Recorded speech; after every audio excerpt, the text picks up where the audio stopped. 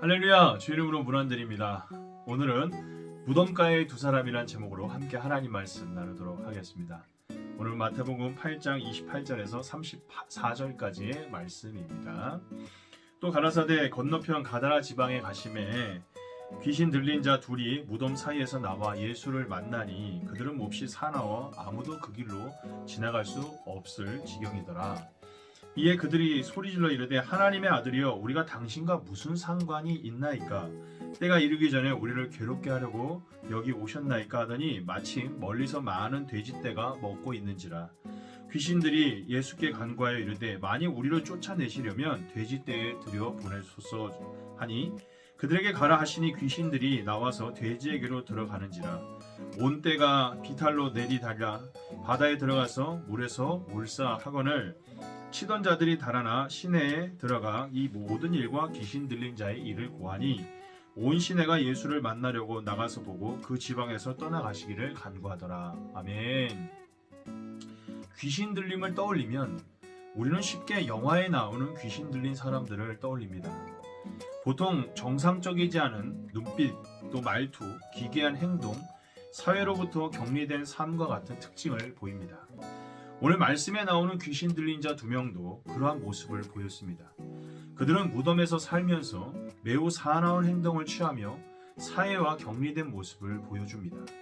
그런데 이러한 모습을 단순히 정신질환과는 헷갈려서는 안 됩니다. 비슷한 모습일지라도 정신병과 귀신 들림은 다릅니다. 정신질환의 경우는 적절한 치료와 돌봄이 필요합니다. 오늘 성경에서 악한 영에 사로잡힌 상태는 한마디로 하나님 없는 삶의 극단적인 모습을 우리에게 보여주고 있는 것입니다.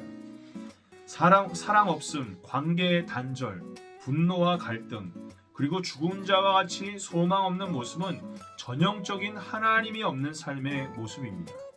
예수님은 이러한 귀신 들린 자들에게 직접 찾아오셨습니다. 그리고 예수님께서 그들을 만나자 그들 안에 있던 귀신들이 즉각적으로 반응했습니다. 그들은 스스로 고백합니다. 당신은 하나님의 아들입니다. 당신과 우리는 상관이 없습니다. 우리를 괴롭히지 마십시오. 아직 종말의 때가 이른 것은 아니지 않습니까? 마치 어둠 속에 있다가 햇빛을 만났을 때 눈이 부셔서 괴로운 것처럼 하나님을 딱 떠난 악한 영들은 하나님이신 예수님을 만나자 몹시 괴로워했습니다. 귀신 들린 자들이 돼지떼에 들어가길 요청합니다. 돼지는 당시 유대 사회에서 부정한 동물이었습니다. 구약의 율법에서 부정한 것이란 하나님께서 허락하지 않은 것, 하나님에게 속하지 않은 것을 의미합니다. 귀신들이 돼지떼에 들어간다는 건 그들 자신들이 하나님께 속하지 않은 존재, 하나님과의 관계가 단절된 존재라는 것을 스스로 고백하는 겁니다. 귀신들이 돼지떼에 들어가자 귀신들은 내달리기 시작했습니다. 무려 2,000마리나 되는 돼지떼가 물에 빠져 죽게 되었습니다. 귀신의 지배 아래에 있는 삶, 하나님 없는 삶의 끝이 생명이 없는 삶이라는 것을 극명하게 보여주는 사건입니다. 오늘 말씀은 악한 영에 사로잡힌다는 것이 무엇을 의미하는가, 그러한 삶은 어떤 모습으로 드러나는가, 그리고 그 결과는 어떻게 되는가를 우리에게 보여주는 말씀입니다. 오늘 우리는 이 말씀을 보면서 우리 자신의 모습을 자연스럽게 비춰볼 수 있습니다. 우리는 사실 오늘 말씀에 드러난 귀신 들린 자의 모습을 전혀 가지고 있지 않은 것처럼 보입니다. 우리는 정상적인 옷을 입고 정상적으로 소통하며 정상적인 삶을 살고 있는 것처럼 보이기 때문입니다. 그러나 우리의 현실을 조금만 더 깊이 들어가 보면 사실 우리 역시도 수많은 문제 가운데 살아가고 있음을 깨닫게 됩니다.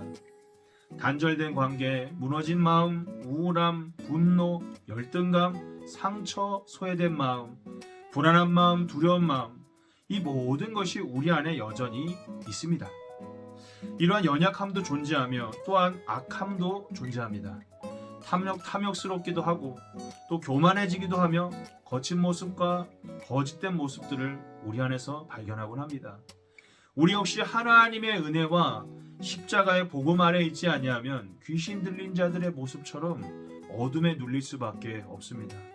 그래서 우리는 늘 호흡과 같이 생명처럼 주님을 붙들고 살아가야 되는 줄 믿습니다. 마지막으로 예수님의 기적을 지켜본 가다라 지역의 사람들은 예수님께 떠나라 요청합니다. 그들이 보기에 예수님의 기적이 자신들의 삶에 피해를 주는 것처럼 보였기 때문입니다. 마을 사람들은 귀신 들린 사람이 변화되는 것보다 돼지가 2,000마리나 죽는 것이 더 크게 마음에 와닿았던 겁니다. 그들은 하나님을 만나는 것보다, 죄에 묶여 사는 삶에서 해방되는 것보다, 고난당하는 이웃이 해방되는 것보다 그들의 이익을 지키는 것이 훨씬 중요했던 겁니다. 어찌 보면 무덤가에 귀신 들린 이들보다 가다라 주민들이야말로 감추어있던 더 큰 귀신 들린 자들이 아닌가 하는 의문을 갖게 됩니다. 우리는 오늘 말씀을 통해서 우리를 사로잡고 있는 것은 무엇인지를 살펴보게 됩니다. 어둠의 권세는 우리의 마음을 달콤하게 사로잡는 미혹의 영으로 우리를 하나님과 멀어지게 만들고 사망으로 끌고 가고자 합니다. 그리고 하나님과 정반대가 되는 어리석은 삶, 욕심의 삶, 헛된 허영의 삶을 살게 만듭니다. 반면 예수 그리스도께서는 우리를 망하게 하는 이 어둠의 권세와 귀신과 마귀와 사단의 세력들을 다 쫓아내십니다. 우리를 두렵게 하고 불안하게 하고 흔들리게 하고 죄를 짓게 만들고 탐욕스럽게 하고 교만하게 하는 그 모든 것들을 예수님께서는 모두 무너뜨리시는 줄 믿습니다. 그러므로 우리는 날마다 사망의 권세를 이기신 십자가의 예수님을 온전히 붙들고 살아야 될 줄 믿습니다. 오직 예수님만이 죽음의 매인 삶에서 벗어나게 하며 하나님의 자녀로서 내가 생명 가운데 걸어갈 수 있게 하시는 줄 믿습니다. 그러므로 오늘 하루도 오직 생명 되신 예수님과 동행하며 오직 주님만을 바라보며 주님이 인도하시는 그 길을 따라 사명을 따라 생명의 길, 승리의 길, 또 복된 그 길을 온전히 걸어갈 수 있는 복된 저와 여러분이 되기를 간절히 소망합니다. 감사합니다.